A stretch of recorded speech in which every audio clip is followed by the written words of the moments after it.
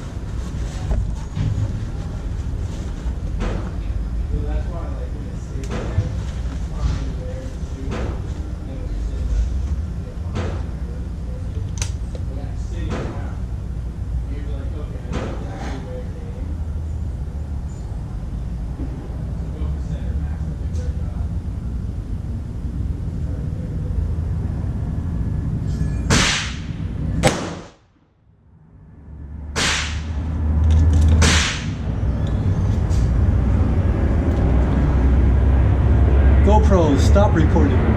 So the second group with the Hornady 55 grain soft point factory ammo, and it gave us 3342 feet per second average with a 9.2 standard deviation and 24 feet per second spread. Again, very consistent ammo, but it only shot into a 1-inch group this time. Okay, so now we're going to condition that barrel by running some Ed's Red through there, about a dozen strokes, and then we're going to put some patches through.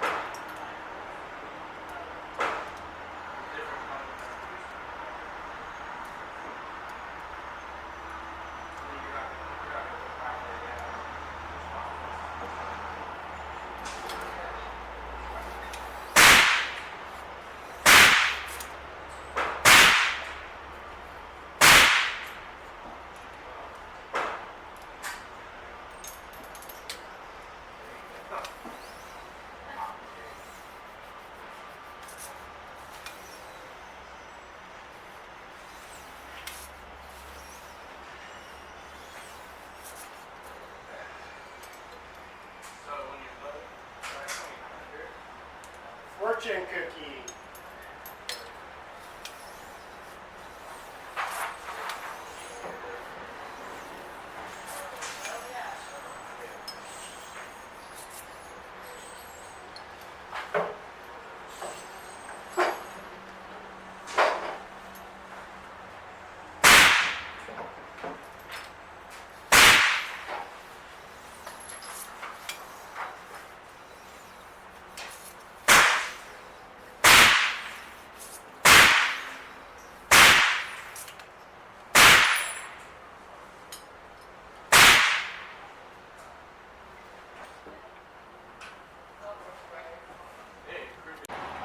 Now let's go ahead and shoot this Winchester Frangible tip 50 grain bullet.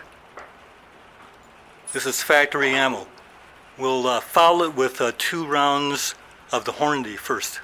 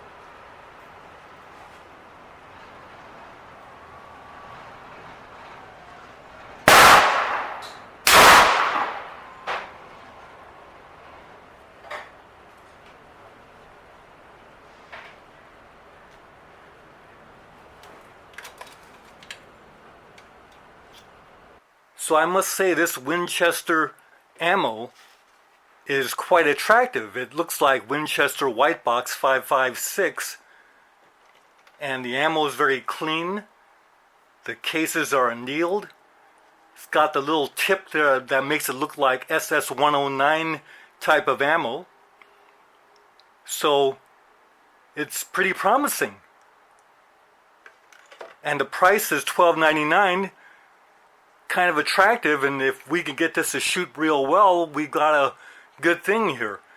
but perhaps I should have been tipped off, because it says here that this ammo is great for short range indoor and outdoor uses. Well, short range means running around and gunning and this kind of thing. It's not for long range precision. Well, doesn't mean it doesn't shoot well and accurately. Let's find out at the range. Now the box is different because it doesn't have locking flaps. So that's something that kind of should have alerted us. And it doesn't say anywhere where it's made. Doesn't say made in USA, because if it was made in USA, it would say made in USA here very proudly. But it doesn't say where it's made. So I'm kind of thinking it's imported from somewhere. Now, interestingly, this ammo is lead-free. So contains no lead, and that's kind of nice for us to use, especially in ranges that are no lead.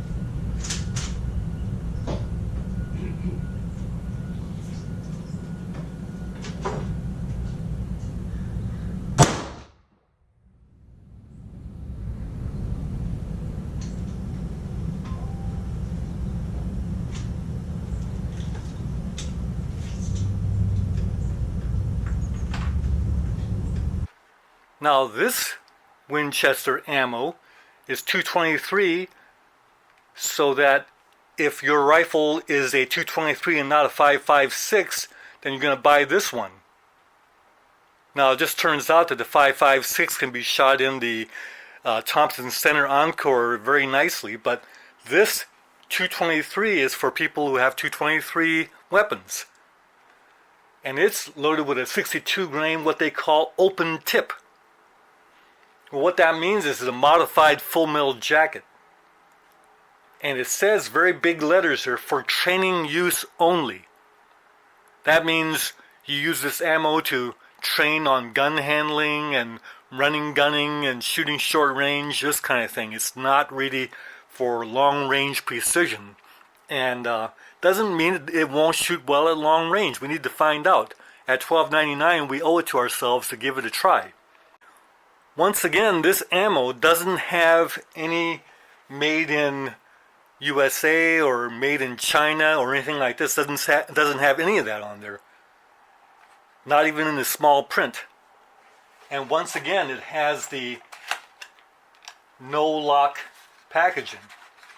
When you open this ammo up, again, it looks very clean. In fact, it's kind of impressive. It has this kind of a purplish tint to it. And this ammo doesn't have any steel in it. The bullets look like hollow points. And so once again, this has some good promise. If it'll shoot very accurately, we've got some low-cost ammo that can perform very well for us. But we've got to give it a try. Now this ammo here doesn't say no lead. So we have to assume that there's some lead in these bullets. And I'm not expecting much out of this. We'll go ahead and shoot a group with this. I got the 7. Well, I got a deal on it, but I was looking for a 7 anyway. And, I mean, like they said, I'm sure you can shoot an elk with a 30-06 and kill it.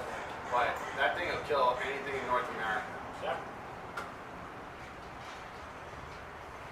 Bullets are like, they'll make that big. They're like $2 or $3 each. Yeah.